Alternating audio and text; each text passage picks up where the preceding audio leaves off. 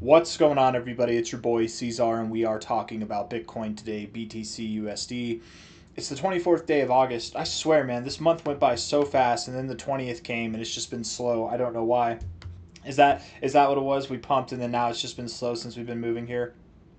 It's the 24th day of August. 78.7K is the price. 9 hours, 54 minutes left in this day. It is a brand new week. We've just closed out one of the most bullish weeks, the most bullish week we've seen in multiple years. Hit that like button, subscribe. Thank you all for being here, and let's get into it. Let's actually see when the last time was that we closed a week that was 23% up or down. I mean, here that was a 14% week down there. Negatives are kind of different, right? Like if you look at this, from an open to a close. That candle body, it's 14%, but I guess that looks like 14%. I don't know. What about this one? Maybe this one here, 14. That's also 14%. They look so big. 14. That's kind of interesting. Like the biggest red candles that I can find, they all seem to be closing at 14%. Isn't that interesting? Maybe something to stick in our back pocket for later. Anyways, enough of whatever I was going to do. Let's just look back and see the last time we had a 23% week or more. Let's see, none of these weeks. Definitely none of these weeks. This week here was 16%, and that's like the biggest one. This one here maybe 22%. You guys, I think we just, okay, here we go. 21%. Wow, what about right there? There we go. 27%. The last time, we've literally seen a bigger week in this last week than we saw in almost any expansive phase during the bull market last cycle. And people think the bear market's still alive. We saw the biggest week we've seen since March of 2023. That's over 3 years. The biggest candle to the up or downside that we've seen in 3 years. And we go around 4-year cycles. But sure, we're still in a bear market. No, I don't think so, man. I don't think again that we're in a bull market. I want to be clear in saying that. I think I have a unique perspective whenever it comes to that. There's a lot of people right now who think, oh, we're still in a bear market. This is just a fake out. It happened too fast. There's a bunch of people who think, no, we're in a bull market. Look at this. We just moved up in a short amount of time. That means we're in a bull market. 100K incoming. But I'm kind of in between, which I think is a little bit more unique, or maybe not unique, but it's like a minority view. And if we look at this, we go back to how the bear market performed last cycle and how the bull market performed the cycle before as well. Whenever you make a sudden movement, you consolidate here. You consolidate it for about 5 weeks. Then you make a sudden movement. Then you consolidate it for a long time. Then you make a sudden movement. Then you consolidate. Then you make a sudden movement. Then you consolidate. Right? You do that. And then on the way up, you make a sudden movement. Then you consolidate. Then you make a sudden movement. Then you consolidate. Sudden movement, consolidate. Sudden movement, consolidate. Right? That's what it is. Well, here we have the biggest movement that we've seen in 3 years. It could push on, but I doubt we push on to 100K. If it does push on, maybe we get above 80K. I'm thinking that we stop here. We'll go over why I think that we stop here. It makes a lot of sense to stop here. I mean, even looking at the chart right now, I feel like it's very obvious, but we'll go over that. Sure, the bear market's over, but we're not in bull market mode. We're not just rallying up past 100K. I don't think we're seeing a move like this. I don't think we're seeing a move like this. We're just seeing a move that sets us up and says, hey, is this the end of the bear market? I think it is. Right here, boom, bam. And then we have this long lagging phase, right? Overall, last cycle in the bull market, when the bull market began, it was at this moment here. But even though the bull market began, we were still in this overall range for a very long time. I mean, at that point, that was January of 2023. We didn't break out of that range until October 2023. We were effectively range bound, you guys, for over a year in this area, almost a year and a half in this area, maybe like a year and a quarter. Whereas if we equate that to where we are now, move up here. By the way, I was talking with one of my buddies who, again, probably the most successful crypto investor that I know personally. That I know like in the real world, not just online. I know more successful crypto investors online, but I know this person personally. I was talking to him, and we were just comparing these last bear market lows, man, and they are very identical. Like I mean, you don't see that. You really don't see that happen. You don't get. We've never had a bear market that looked exactly like the last bear market. And sure, there's the argument to be made that these double bottom type things happen, sure, but but this is a little bit more than a double bottom, just like the way that it all happened, the way that this looks, this sudden shift here that's a slightly lower low, sudden shift here that's a slightly lower low. All along, I thought this was a setup. It was a false setup to get people's hopes up that we'd move up and that we'd actually move down, because no bear markets look the exact same. But here we are. We moved up. We did it anyways. And all I'm trying to say here, what am I trying to say here? Is just how similar these bear market endings were. And with that, you look here, it was multiple months before we actually got above the highs here. It was still a long time before we actually broke out of this range here, right? So here, in direct comparison with the bear market low that we were very similar with, like identical with, even on the indicators, there's very identical readings there. We didn't get above that high for even like a couple months after we initiated this. So it really could be the end of the year or sometime in 2027 before we actually see prices above like 83K, 82K, whatever that high is there. So if you're thinking that we're in full-blown bull-tard mode, we're going to 100K right now, just, I encourage you to pump the brakes a little bit, okay? We've seen the massive move. By the way, in direct comparison with last cycle, look at this move. Look at the volume. Look at the volume. Look at this move. Look at the volume, okay? You see this move back here. We moved up. There was a lot less volume as well, so there's that. I don't know why that is. It's kind of interesting actually. But let's see. Let's compare it to what we're seeing here even. So this would have been this week here. It's this volume right there. It was at that level. We're not even half. That looks small. That looks insignificant. This is half that, if not less. It's dramatically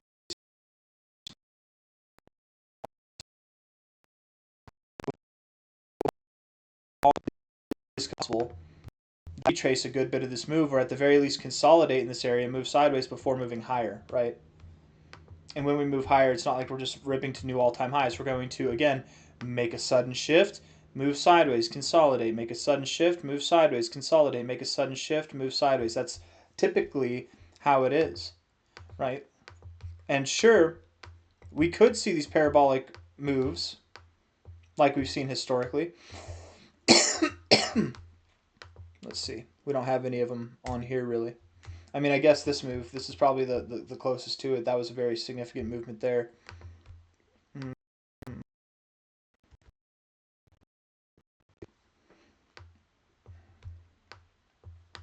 We could see movement like this or like this, right? That's just straight parabolic, but institutions involved. I think things will be a bit more structured. Very structured on the way up, very structured on the way down. I think it'll be the same thing this cycle. And another thing that I was talking to my buddy about, that we were entertaining the thought of, was, could this be a super cycle? Could we actually be seeing Bitcoin's... I don't want to say it's Bitcoin's first super cycle. Maybe it is. I don't know. There's an argument to be made that this could have been a super cycle, but maybe not, because the time length is actually not that long. Right? A lot of people consider this to be Bitcoin's first bear market, but I actually think 2015, 2014, that was the first bear market.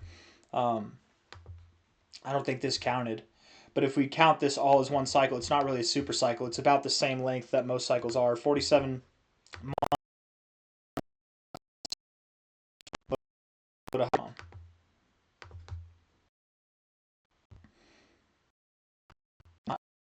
I thought they were all like 40 months. Maybe not. Okay, maybe I'm misremembering. Low to high, 35 months, and then here, low to high. Okay, so maybe that was the first.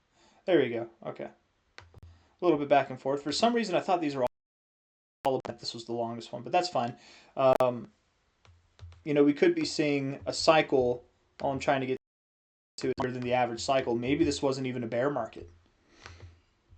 With how we're moving up here, this is the short we've ever seen. Maybe it wasn't a bear market. Maybe it's within an overall overarching market to go. And if that's the case, we can theory to this and this one wave 2 structure.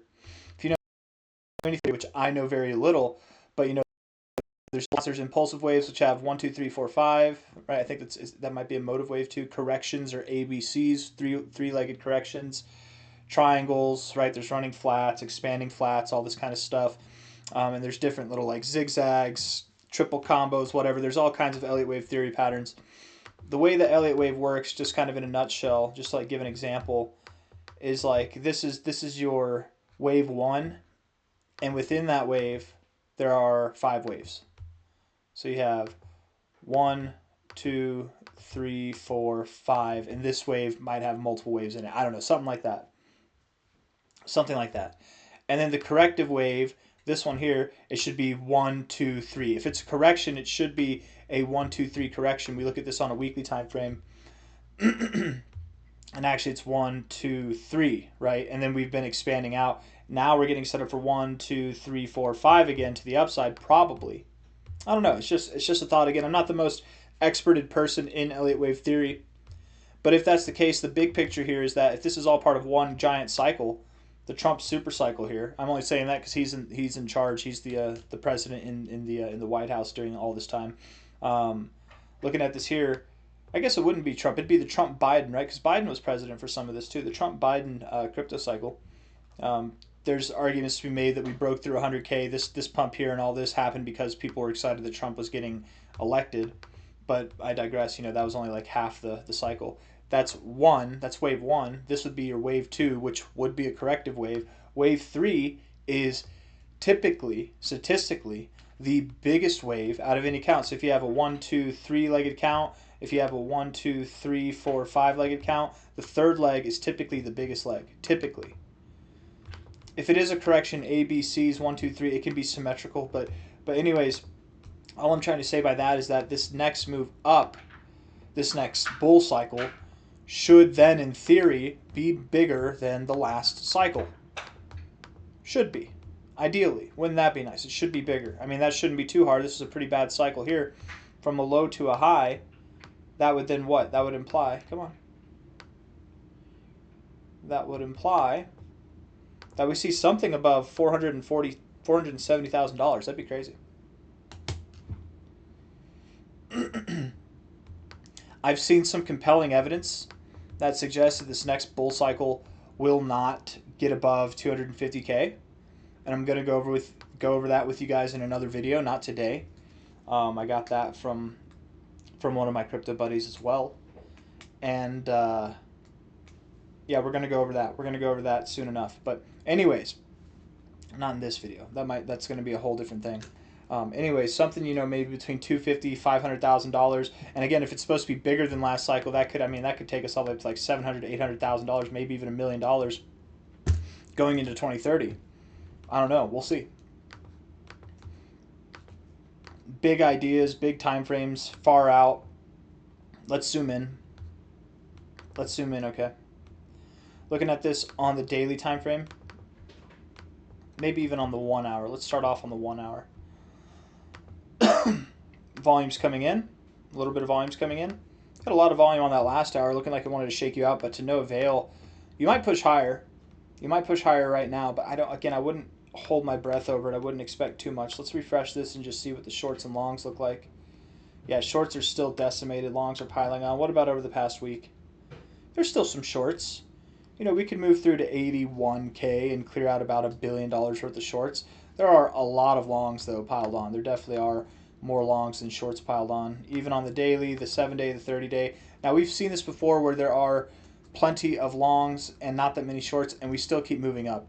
People think, oh, there's so many longs to liquidate, so we have to move down. But the thing is, guys, there's still like $500 million to $1 billion worth of shorts between here and 81K. We're really not that far away from 81K.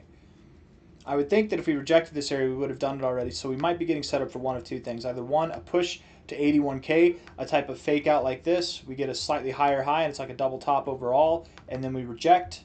Or we could just be pushing up a little bit, slight fake out here, and then reject still. I don't think from here we're going to see another rally like what we saw last week. I don't think that this is a bull flag and that we're going to continue moving up like this. If we do, we are definitely in a bull market right now, and this is crazy. I mean, this would be absolutely insane. Looking at this on the 1 hour time frame, the RSI is looking strong. It is looking strong. You rejected the overbought zone, came down, and now you're coming back up. We got 40 minutes left in this 1 hour. Let's see how it goes. I like the reversal that you saw from the last hour. It looks kind of enticing. Stochastics are chilling. They look bullish. MACD looks bullish as well. That SMACD looks real bullish. The RSI on the 4-hour time frame is looking very bullish as well. No divergences to concern yourself with. Hold on, guys.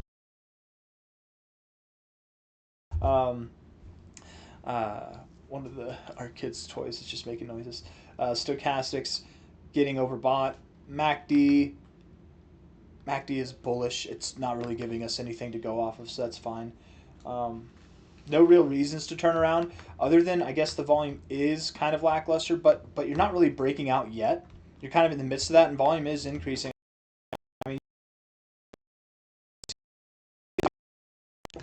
into Bitcoin or other cryptos are pumping. Don't advise caution in any type of buying. I mean, if you buy here, the only thing that I would say is if you buy here, you have to look at yourself in the mirror and say, I will not sell if it goes down.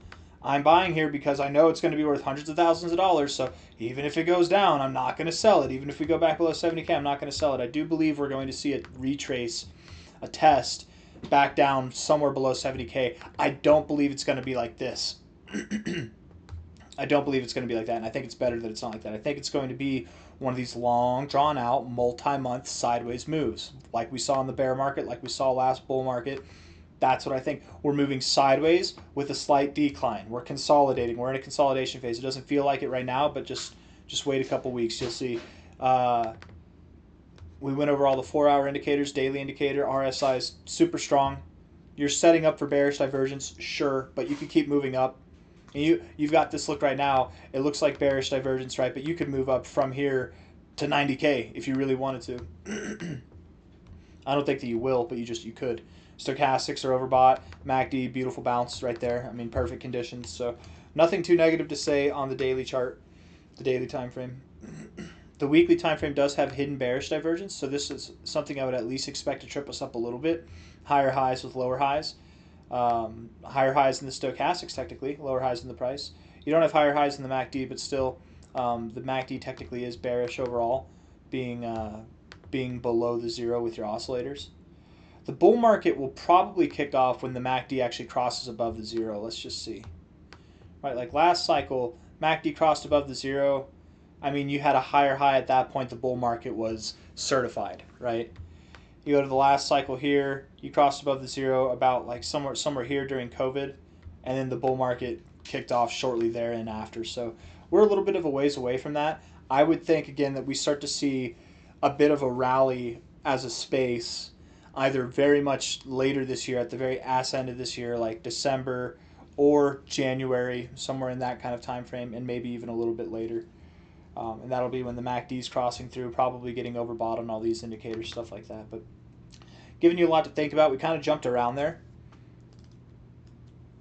But I'm very excited to see what happens next. I mean, in the context of that Elliott wave theory, we look at this maybe on a monthly time frame. It's possible, you could consider this kind of to be like almost like a giant bull flag, right? Something like that. If it is Elliott wave theory, then we'd have 1, 2, 3. Again, the third leg would likely be bigger than the first leg, which would take us to something over $500,000 probably. And then that would imply another very short-lived bear market. The fourth wave typically is the smallest wave, but it doesn't have to be. It can be bigger than the second wave. And then the final wave, the fifth leg, that's your finale leg. And just because it's the finale leg doesn't mean it has to be the biggest, but the biggest legs typically are either the third or the fifth leg. So I guess if we see this next bull market and it's smaller than the last bull market, then we know the biggest leg will likely be the fifth leg. It's very unlikely that the first leg is the biggest leg. And if you ever see the first leg being the biggest leg, typically that means you have an improper count and you're not looking at it properly. But anywho, I digress. I got nothing else for you guys. I hope you enjoyed the video, and if you did, hit the like button, subscribe. We are absolutely done with the bear market. And I would think here, if you're using low leverage, it's a good time to go short. Like it's really a good time to go short here. 79K, great time to go short. You just saw a slightly higher high than anything else, and we rejected hard. I mean, we really don't have to push up to 81K. We could move down right now. I mean, right here, guys, if you had low leverage, like let's say a 5x leverage, I don't think that we're going to push too much past 81K. At a 5x, 4% is 20% loss. 81K there. That's a less than 15% loss. It's kind of high on the risk scale, but for what we could do to the downside, I think in time, and you're definitely going to get the you're definitely going to have to pay because you're going to be in the minority of trades. The funding rate's going to go against you. But as time goes on, 5x leverage trade here, you could snag 50%, 60% gains, let alone more. If you do higher, I would very much encourage stop losses. 5x you could probably ride without, even still have some stop losses, but above 81K maybe. Not financial advice, not a financial advisor. If you're doing like 20x leverage or higher, I'd have those stop losses like real close. Like, I mean, that's too much to lose in my opinion. I don't know. I wouldn't want to do high leverage trading here. I really wouldn't. But to each their own. It's not my style. Anywho, hit that like button, subscribe, take care of yourselves. I'll see you on the next one. Bye bye.